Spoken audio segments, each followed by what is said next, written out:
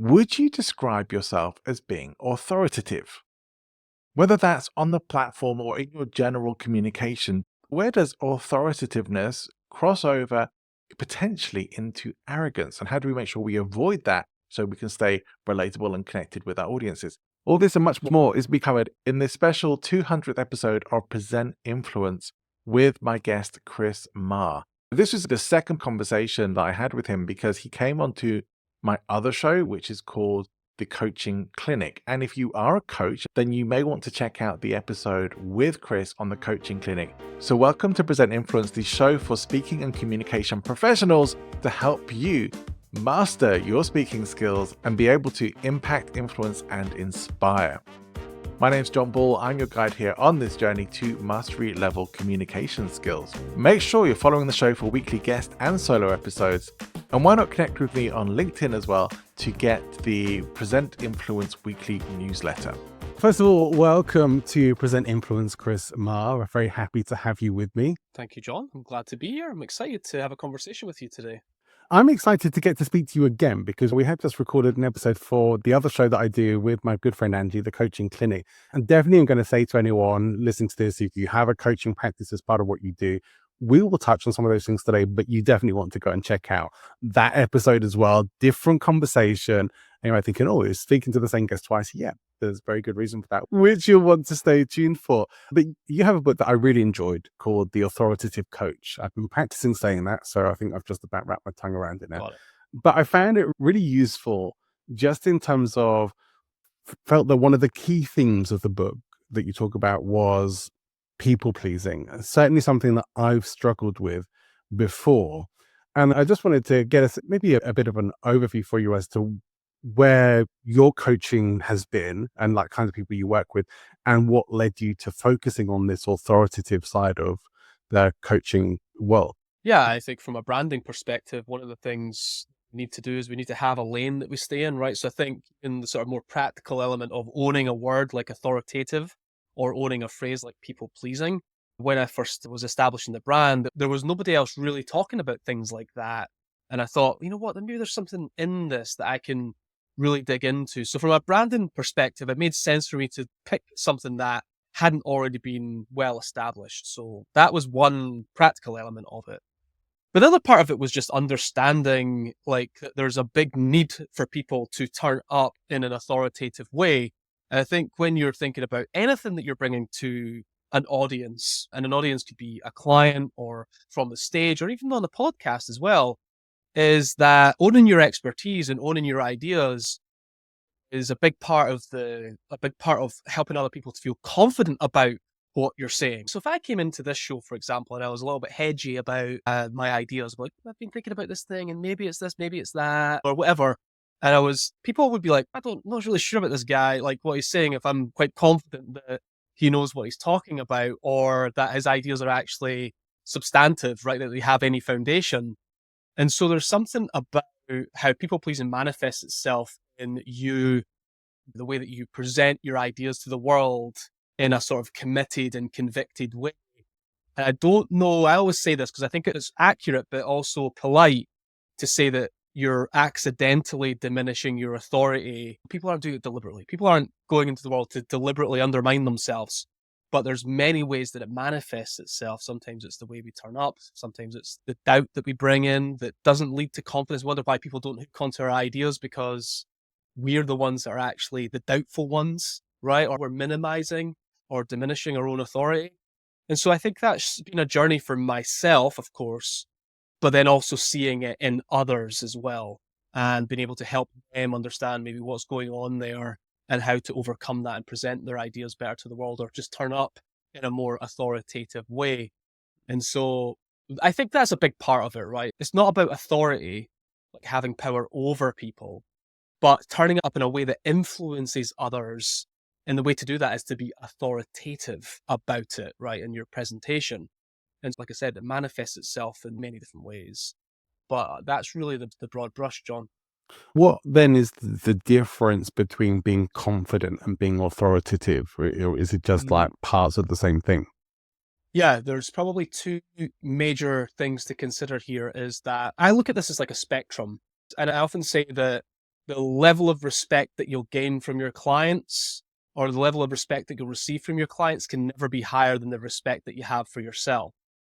So what we're really talking about there is that if I want to get respect from an audience or people to respect my expertise or my ideas, I have to turn up in a way that where I respect them and myself in that space as well, right?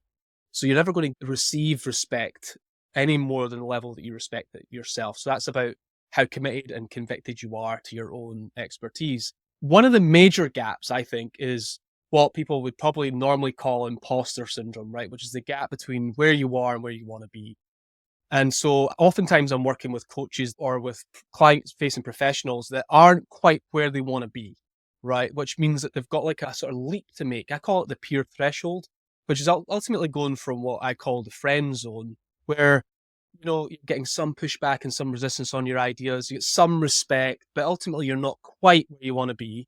And there's a gap between where you are and where you want to be. And I think imposter syndrome, in other words, there's a set of skills that you haven't learned yet that you need to develop and learn and practice. It's going to shift you into what I call peer threshold space. In other words, you can turn up in any room with any group of people, with any job title, and feel like you have a right to be there, that you're supposed to be in this room, and that you're at that peer level with people. A good example of this would be like, even me, for example, a coach in his 40s, working with a very successful CEO in their 60s.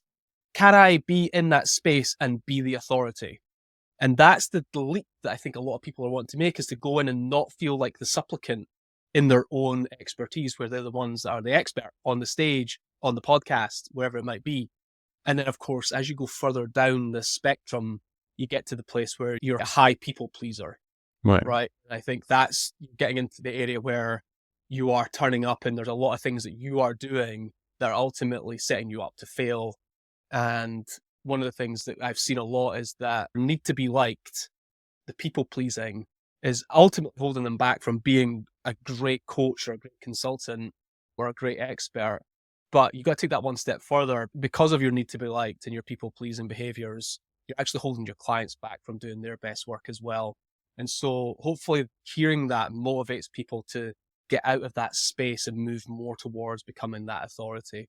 I definitely want to come back in a moment to where that fits with people on the stage, like professional speakers. Sure.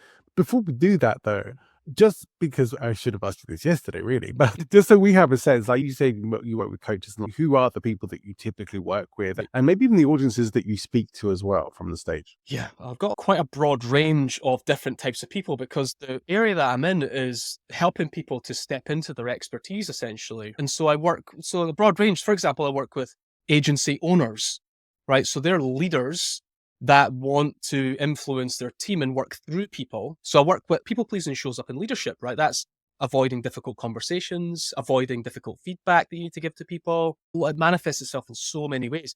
One of the ways with owners is that they still continue to do the work for others. And obviously that gets in the way of growth as well. So there's lots of ways it turns up in leadership. And then there's the client-facing professionals, account managers, project managers, those people that are doing the day-to-day client work inside larger organizations, from marketing to sales, right through to accounting and HR, those group of people. And of course, I work with individuals who might be like a specific coach or consultant in a specific vertical or industry, and work with them to build their programs and set themselves up to be the authority in their space, which is massively about communication, but also looking at how they position themselves in the market as well from a marketing perspective. So yeah, it's a broad range, but the one thing that they all have in common is that people pleasing is holding them back from doing their best work.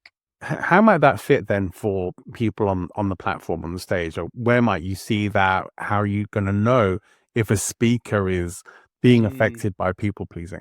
I think there's a really easy one here, which is if you go on the stage, you've got a 45-minute slot, and you're thinking about, what am I going to say? One of the things that you can control, or you feel like you're in control of, is if I can just talk solid for 45 minutes, then at least I'm in control of everything that's happening. But that leads to a pretty boring talk, probably, of you just like vomiting all over the audience with what it is that you got to say. So what would it look like to relinquish some of that control and turn it into a question for the audience, for example? Right? So people pleasing or imposter syndrome might feel like you're afraid to do certain things, take risks, do things a little bit differently. right? So I think that's definitely one way. And things, I'm just reflecting on a recent client that I had who's actually got a presentation today. One of his biggest challenges was coming onto the stage, for example, and say the comfort zone, which would be, my name is, and I'm here today to talk about, this is what we're going to be covering, and this is what you're going to get from it. Instead of coming in with a really high energy and literally asking the audience a question, requires a response from the room to start actually, like, for example, instead of telling everybody what you're going to do with them today, can they get a sense of it within the first 60 seconds because they're already engaged with the work that you're doing? And that's like, you want the audience to like you, and you want to stay in control, and that keeps you safe. But ultimately, what we're looking for is, how can we engage the audience and get them involved in the sort of shared story element of it? So that's certainly one thing that springs to mind, is like, what happens in that first 60 seconds, that first 2 minutes on stage. This comes from a place, John, that I learned this lesson myself as well. I was in a restaurant with my mentor and coach at the time, which was, I want to say it was like 7 or 8 years ago or something like that. Just so happened that I had a talk coming up. It was on social media or something like that. And one of the things he said to me, John, was, okay, cool, tell me about your presentation. Let me help you. And then he just goes, so what's the first question you're going to ask? And I was like, what do you mean? He goes, in your presentation, what's the first question you're going to ask the audience? And I was like, well, no, I haven't got a question. I've just got lots of stuff that I want to talk about. And it's okay, we've got some work to do here to teach you how to use questions for self-discovery, to get the audience to understand the problem for themselves. You don't tell them, you show them. And that was one of my biggest lessons. I'd say one other thing here, though, I think that's relevant, because you might be wondering, how do the audience know who you are and what you do and what this is going to be all about? And one of the things I did with my client this week, for example, was ultimately I taught him how to control the controllables, but also how to get ahead of problems before they become problems, and what we call the Vanguard principle.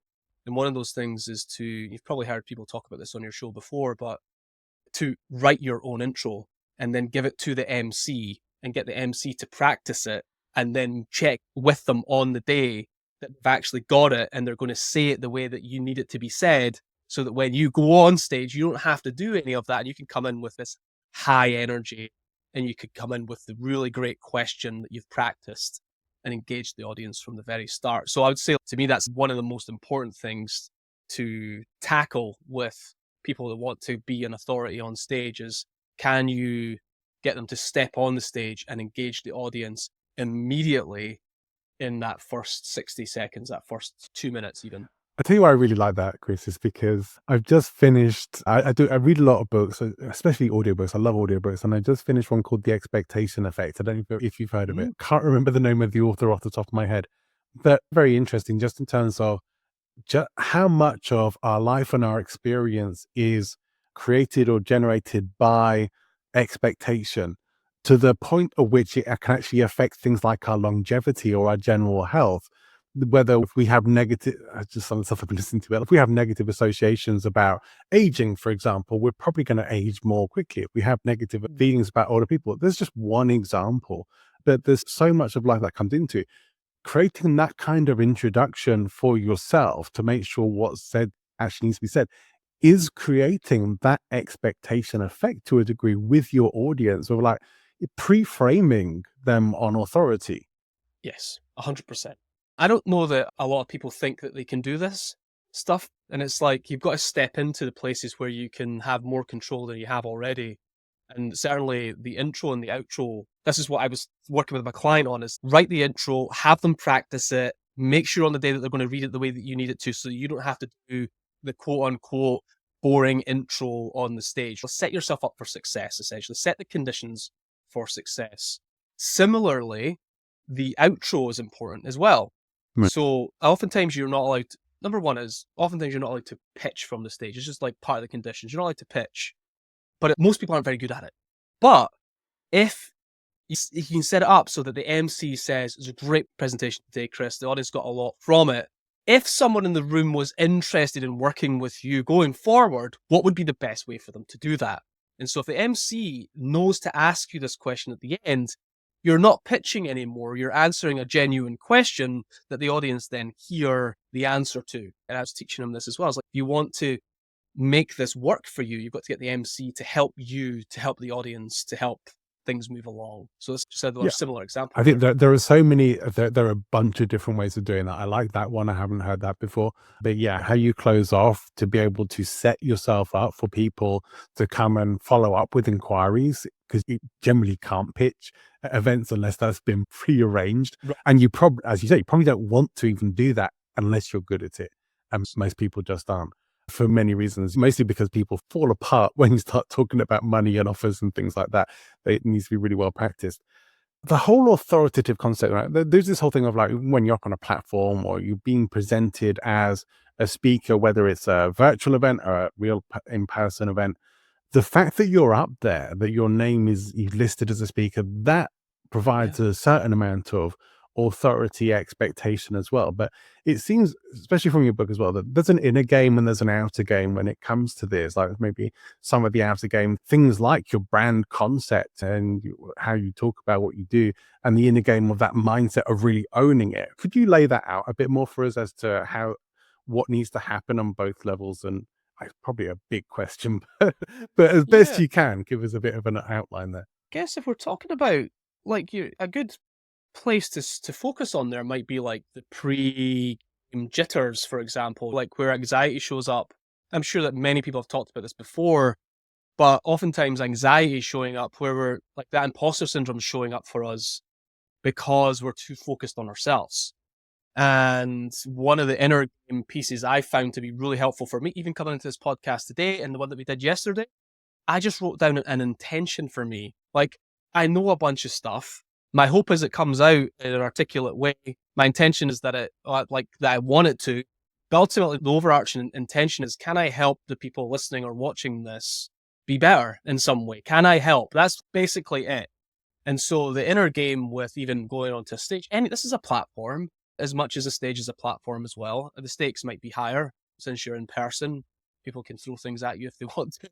But the point I'm trying to make is that you come in with an intention. In other words, you could, on any given day, your confidence might drop around the skills that you have, but you can always be 100% confident about your intention to serve others and help others. I think that's a big part of the inner game, is focusing on your intention.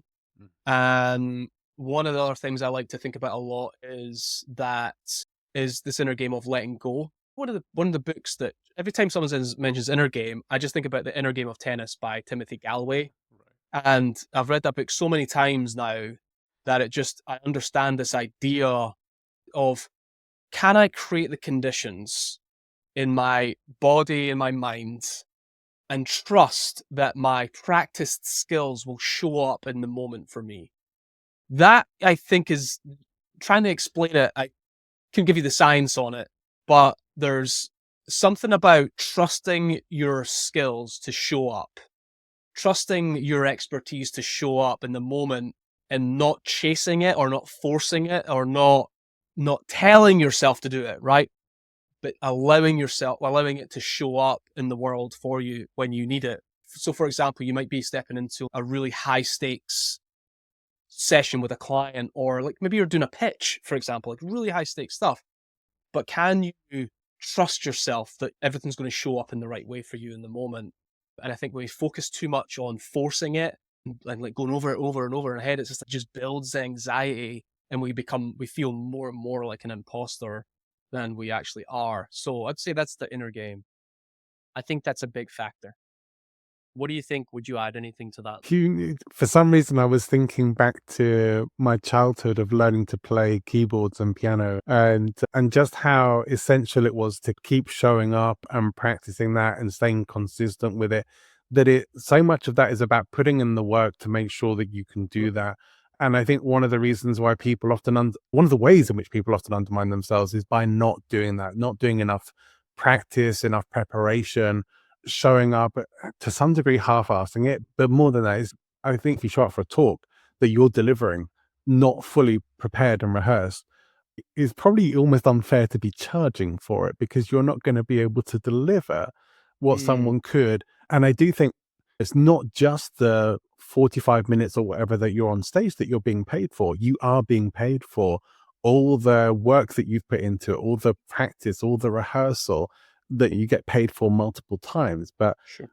I think it's only when you do that and you can really embody it and you can trust yourself to be able to Yes. deliver that without fear of things falling apart. Because where people tend to get really bogged down in fear is where they don't know where they're going to go next, or they're afraid of Sure. freezing up or not saying the Right. right thing. That is generally not going to happen if you are sufficiently well prepared. Prepared. Yes, I think all of those. So we're talking. I think there's a middle ground between the inner game and the outer game. Let's just at the middle ground, because there's the inner stuff, which is not. You can't point at it. It's even hard to explain or teach. It's just like you're just training your mind. We call it performance mindset. I think just like training your mind to do high stakes stuff and still be grounded in your confidence while you're doing it. But there's no question, John, that reps, quantity and quality of reps. In other words, like every difficult conversation you've been in or or high stakes situation you've been in, the mistakes you've made, did you immediately learn from them? Are you on a path of skill development and skill acquisition?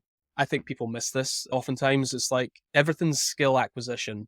So if you, for example, take your example, if I feel like I'm lacking confidence around being able to hold a 45-minute talk of the fear of perhaps losing my way, what's the skill? Who's the coach? How do I get the help? I need your one skill away from figuring that out. And I think that's a really good way to look at things because it gives you a quick path to get there. So I think reps, quality and quantity of reps, deliberate practice, skill acquisition, those are all the activities, the leading indicators, I would say, of success.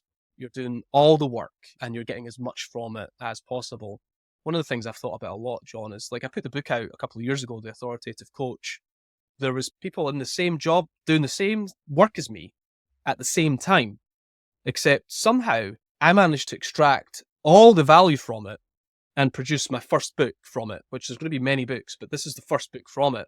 Whereas somebody else still doing that job, just not getting, do you know what I mean? I'm like, this obsession of to get from everything you're doing. Right? What am I going to learn from this conversation with you?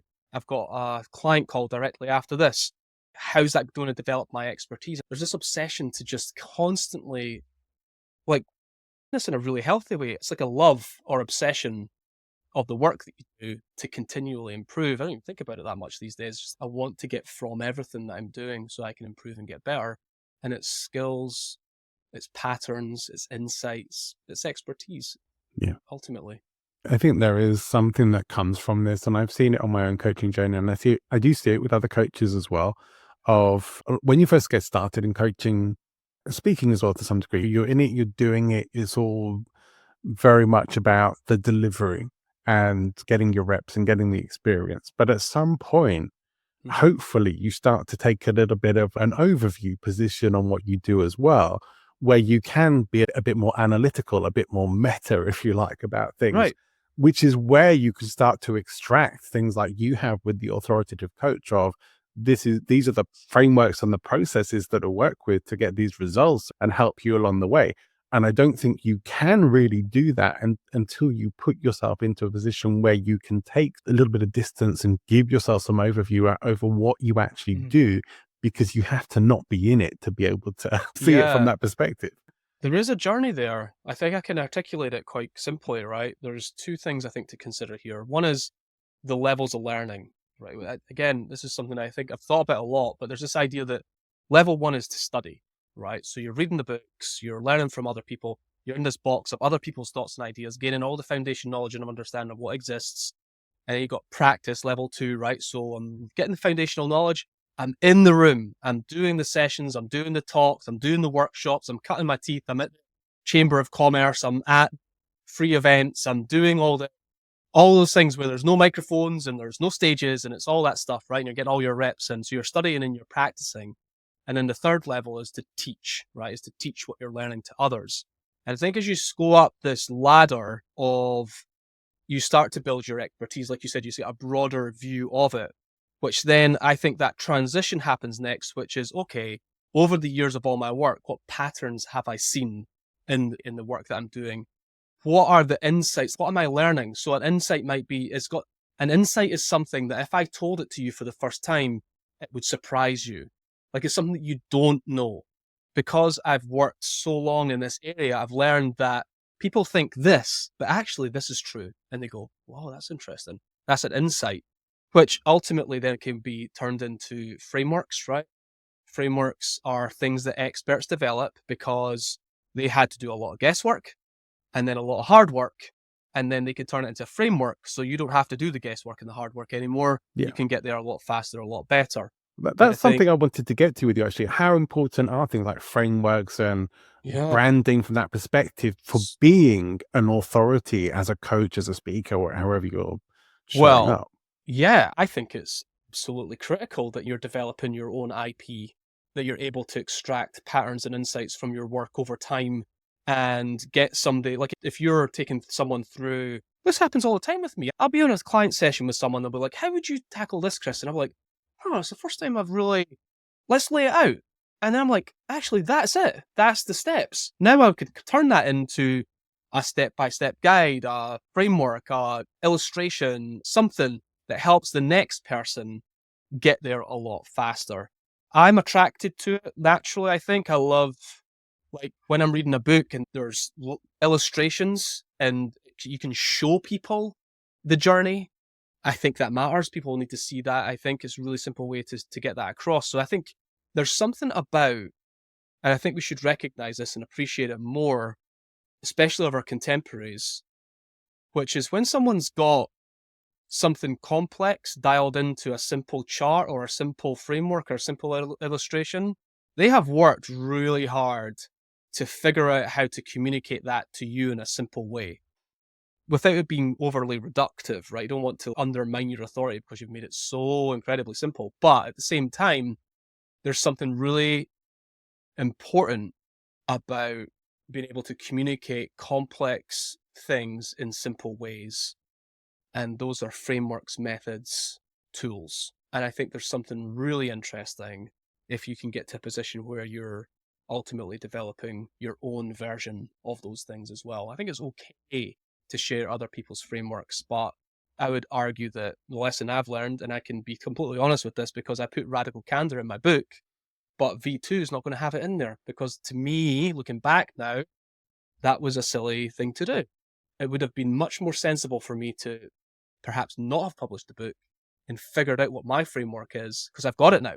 Like, I have developed my own framework, supersedes radical candor for the work that I do, but I wasn't there yet. And so somebody else's model worked until I figured out my own model. And so you're taking all this and tried it's like it's like a creative process, right? It evolves over time, but you've got radical candor and you're learning about authority over here, and you're reading this book, you've got all this sort of foundational knowledge and understanding of current models and frameworks, and then you can apply your own lens or your own perspective onto it, and then you turn it into something of your own.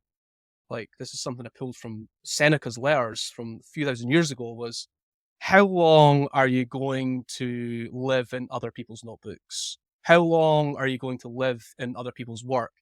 When will this become something of your own? And that stuck with me. It's like, I've got to turn these words that you're learning from other people into works of your own. And that to me is a big part of this idea of building your own foundation of expertise, illustrations, tools, frameworks, methods, getting them branded up, calling them something, giving them a name, and putting them out into the world.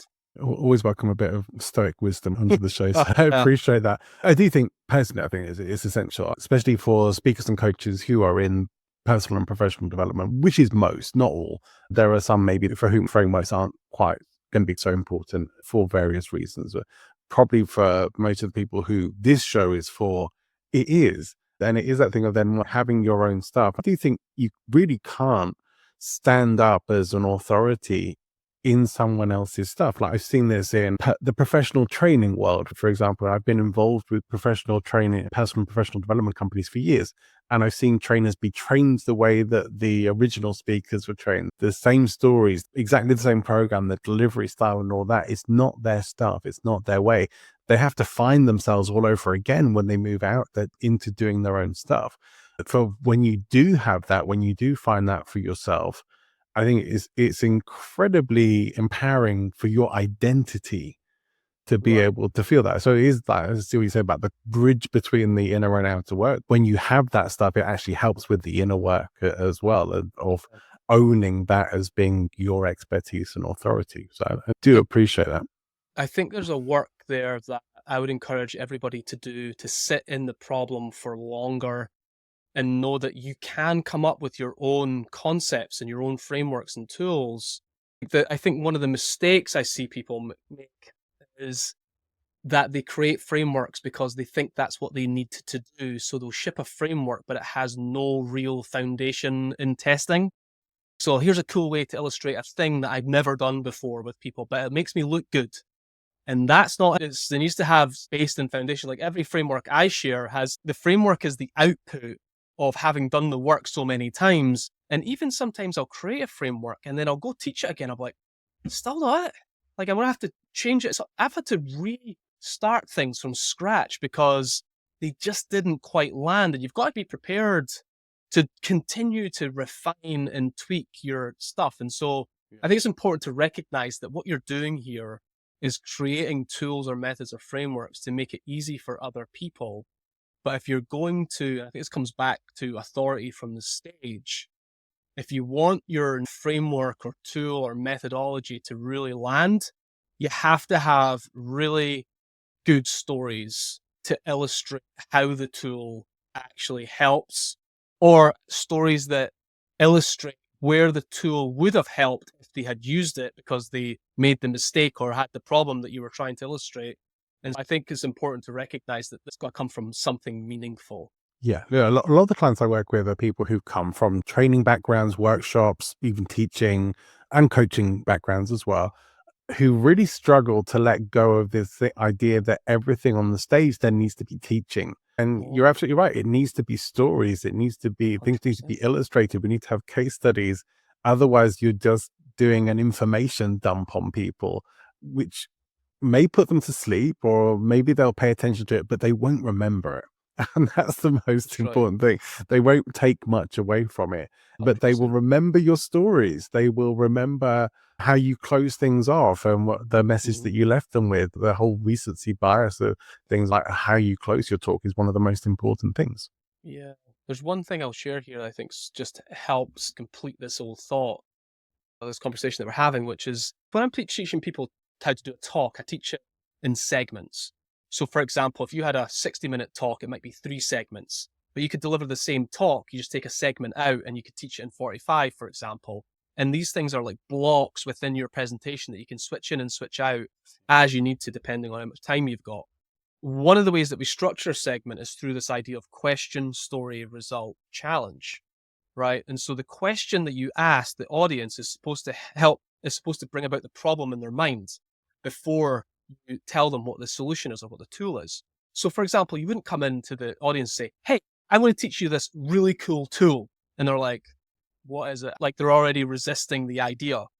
But if you come in and you ask a question that raises the problem that you want to solve for, you're going to have a better chance of landing your ideas with them. And so the whole idea is engage the audience through a series of questions, typically 2 or 3 questions, right? Raise a hand if you've ever felt like this. Great. What was the biggest challenge you had there? And then you're engaged. And then you tell a story, like when you get deep into this with the clients, we actually have them map their story to a story arc.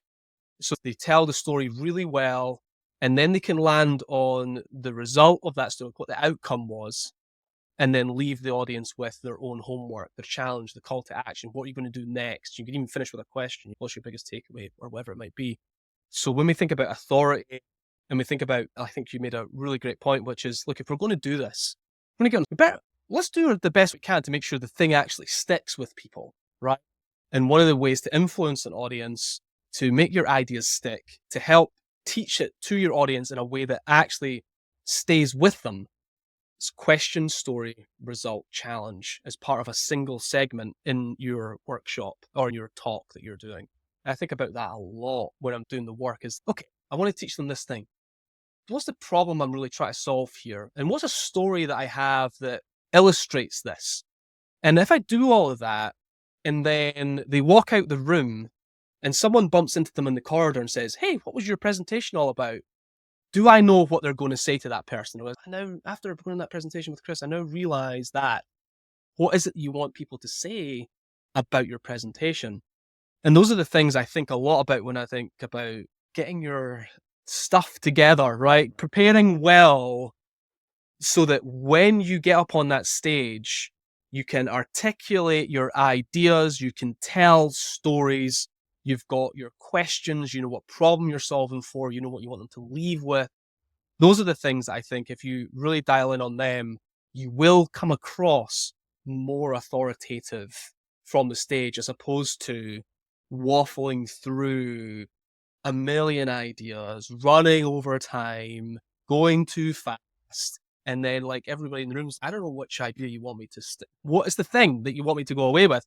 And I think Yeah. that's what we do tend to, and it's like actually the exact opposite is slow down, do less, ask more questions, have better stories, and focus on maybe just one thing. There is this thing I see a lot of speakers and coaches do, and I work with a lot of them on this Of course. particular issue as well. They have a sense of what maybe they've managed to narrow down what they want to take out into the world, and they figure out this is what I think people need. And sorry, dear, but nobody gives a shit what you think other people need. They know what they want, and that's what you have to give them. Now, maybe you can include some of what they need, what you think they need within Right. that. But if you're not actually giving them what they want or helping them solve a problem or get to somewhere that they really want to get to, they're not going to give a crap. What's the transformation? What's the journey that you're trying to get them from to? I love that. Yes, exactly. It's not a lecture. People aren't coming to sit in the audience, give you a round of applause about how smart you are about the work that you've done. People want something that's going to move them towards where they want to go. Look, I'll give you a very quick Yeah. example on this. Is that I'm working on a talk at the moment. Is one of the big things is about taking responsibility. But people do not want to hear that they need to take responsibility. That would be a lecture. I need Right. to make this in a way where taking responsibility for how people show up in their life, in their work situations, in their interactions with other people is something that they want, make that look desirable and give them a pathway to making that happen with a very clear result as to why that's going to help them and everyone else in doing it. It has to be along the lines of what they want. They want to be more productive. They want better work cultures. They want to have psychological safety, all those good things.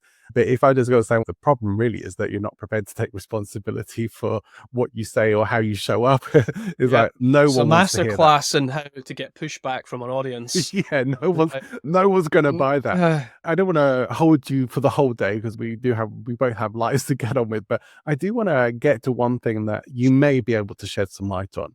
A lot of people, certainly coaches, but certainly speakers as well, struggle with this finding the line between authority and arrogance. And I wonder for you if you have some guidance around that. I think we talked a little bit about it in terms of coaching in our chat with Angie, but how to avoid being an arsehole, really. But how do we avoid that on stage that we can be on authority without having to become a diva? Because certainly there is a lot of those Right. around in the speaking world. Okay. So the way I look at this is there's arrogance to me, if I'm thinking about authority and how we then become arrogant around our expertise, is a simple phrase, which is, I'm always right. So if you are on the stage or if you're on a podcast like this or whatever, there's a lot of nuanced arrogance as well, like the way I turn up the tone of my voice, all of that sort of stuff. But I think the big piece is, where's it coming from? And it's coming from a place of ego. And that is that I'm always right. What I'm saying is right. What I'm saying is the only way. What I'm saying is the way that you all need to do this. That's arrogance. Arrogance is I'm always right. So one of the big lessons I've learned is that you should always be prepared to be wrong or be proven wrong or be open-minded to a different perspective. There's a lot of contradiction here, because if you want people to listen to your expertise, you should probably get used to speaking in absolutes. But that, again, doesn't have to come from a place of ego, right? A place of I'm always right. So I would say, and we can't do this on the podcast just now, but imagine there's three overlapping circles in a sort of linear fashion, right? So you've got a circle in the middle and two circles on each side, right? The circle in the middle is competence, right? And that's like, I know what to do. The circle on the right is ego, and that's I'm always right. And so if you've got the overlap between competency and ego, you've got arrogance. That's somebody who's coming in, I'm always right. I know what I'm doing. You don't know what you're doing. You're all stupid. I'm the smartest person in the room type of arrogance, right? But the overlap that we really want to be in is on the other side, which is competency in the middle, overlapping with confidence on the other side. And those two circles create a grounded confidence where you know what to do and you believe in yourself whilst you're doing it, right? So not only do I believe in my skill set and believe in myself to help people and affect people and influence people, but I also know the skills in order to do it. And so you get a mix of where we want to be is in this overlap between confidence and competence and have a grounded confidence. In other words, I can go into a room knowing that I've got a certain amount of expertise in a certain area and that I can deploy it. I can do that thing when needed to, and I can do it in a way where it lands with people, right? So I've learned the skills about how to influence people around it, but I believe in myself and I know what to do, as opposed to I know what to do and I'm always right. And that's how I think about the spectrum of grounded confidence to arrogance. And that's arguably what are we talking about here? A life's work to separate yourself from your ego, essentially, where arrogance comes from. But that's the mental model. When I think about it, I just think, how can I be more in between confidence and competence and less in between competence and ego? I think it's helpful. Look, in the speaking world, nobody wants to book divas. If you show up and you're arrogant and you're any right about stuff and you're kind of maybe even abrasive with the audience, you're probably not going to get invited back. But also, I think there is that other side to it where you create your brand and your framework, and then research or development, things move in a different way that perhaps show that what you have might be a bit outdated or might actually need to be modernized or rethought. And if you're not open to that, you're locking yourself into having to do things an old way because you've made that your brand and it has to be right because it's what you do. And that's not going to serve you either. So I think people think that they're self-serving behaviors because sometimes that arrogance, the diva behavior can get them what they want in the moment. But long term, it doesn't pay off. And so I think it is a really good thing to wrap up our conversation with. But it's a fascinating area that we could probably go into a lot more. But I really enjoyed your perspective on that, Chris.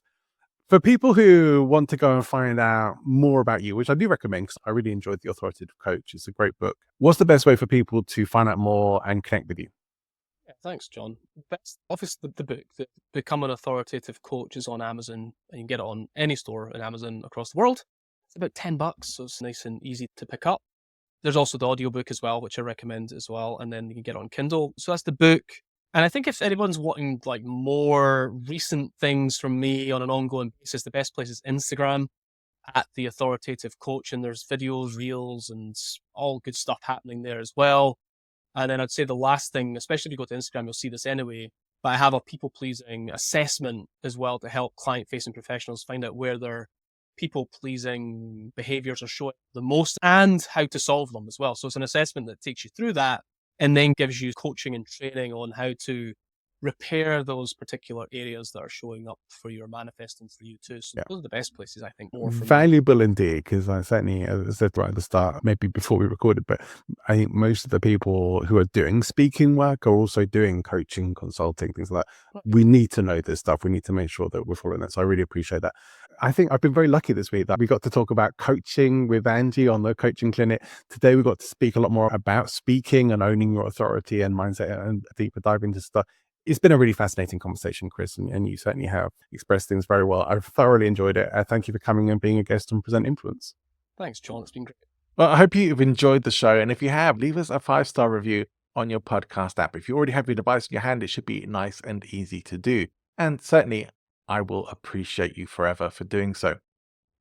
I don't want to spend any time here banging on about how I've got 200 episodes of the show.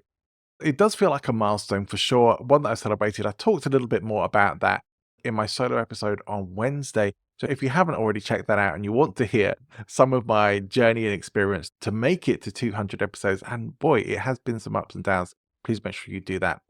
One thing I have been sharing is that I've recently agreed to go to a Story Slam event, which is where you can put your name in a hat and potentially get pulled up on stage to have 5 minutes to tell a story, and then you'll get scored on it, and it's a contest.